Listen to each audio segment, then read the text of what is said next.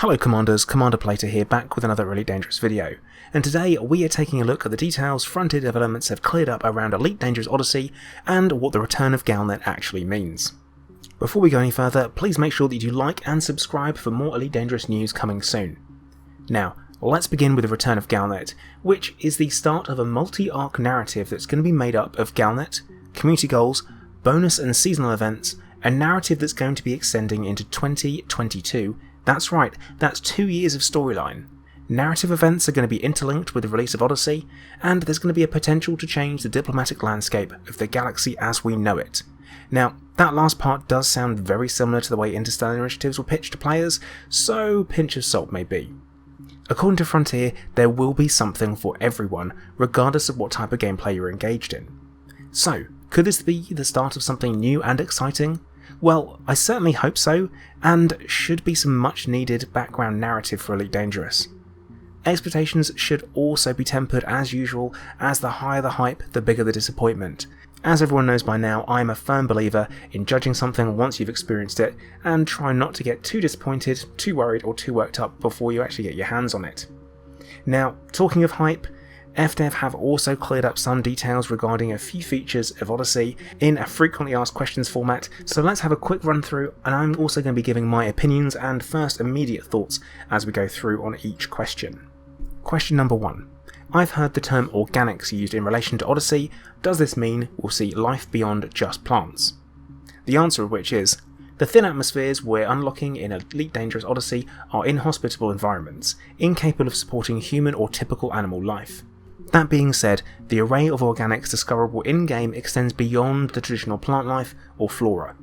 Some of the organics found are more fungal or chemosynthetic bacterial in nature, and others would sit well outside of any Earth classification system. These could, in scientific terms, be considered fauna, but not in the traditional sense of the word, and we want to be clear on what to expect in-game based around thin atmospheres that will be unlocked.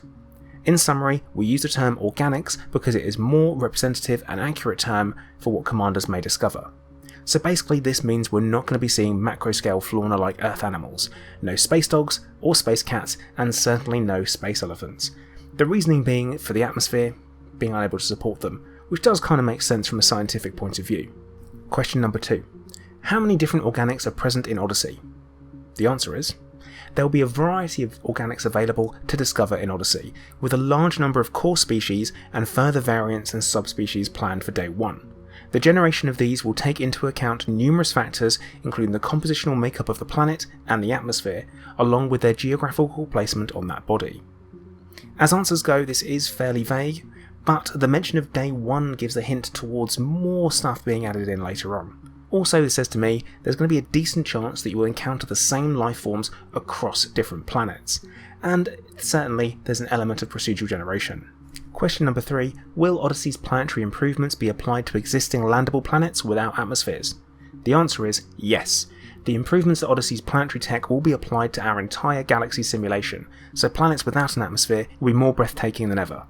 Honestly, this is simply good to hear. A refresh and an improvement on graphics is always a good thing. Will atmospheres be breathable in Odyssey? The thin atmospheres you encounter in Odyssey won't be breathable by humans, so you have to carefully manage your suit and air supply to ensure your survival. More on this to come. Now, I want to say here, I'm really hoping this isn't the start of survival mechanics, but more how we need to keep an eye on our fuel and our ships, that kind of thing. Seemed very manageable to me, but if we have to start worrying about whether we eat or drink, I'm gonna struggle with that for sure. Next question. I noticed there are different suits shown in the dev diary. Are these available to all commanders? The answer is yes, these are just a couple of the designs that will be available to all commanders regardless of body type. We just chose to show commanders with different loadouts. So that kind of references where we saw a female commander wearing one type of outfit and a male wearing another. It's an interesting piece of information as customization is welcome, but will there be arcs only options? Will they be unlockable through gameplay? Only time will tell.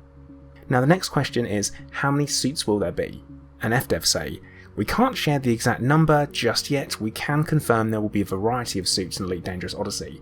Their differences will extend beyond cosmetic changes, with different suits specialised for different gameplay activities. So to me, this means that we're going to be seeing combat-based suits maybe with more armour, damage reduction, or maybe even xenobiology specialised suits and something similar, possibly surface mining even. The final question, which was quite interesting to answer, was will the suits have a flashlight? And the answer is all suits come equipped with a flashlight for exploration. More on this later. Now to me this hints at some possibly interesting gameplay, dark, spooky locations, abandoned bases, dare I say caves, although I probably wouldn't hold out for caves, it just seems like something that you might have. Bearing in mind you've got this flashlight on your shoulder, or somewhere else on your helmet for example, could really lead to some interesting gameplay. Well Commanders, that is a brief yet hopefully concise summary of everything we have found out today, and I have to say it, I do like the sound of it, and I will be cautiously optimistic as the events unfold. As usual, I'm going to hand over to you guys for your thoughts and feelings on everything we know now down in the comments section. So thank you for watching Commanders, please make sure that you do like, subscribe and turn on notifications so you get an alert every time I put a new video out. Also, whilst you're there, if you are looking to support the channel, please check out the links in the video description as there are a couple of different ways to do so.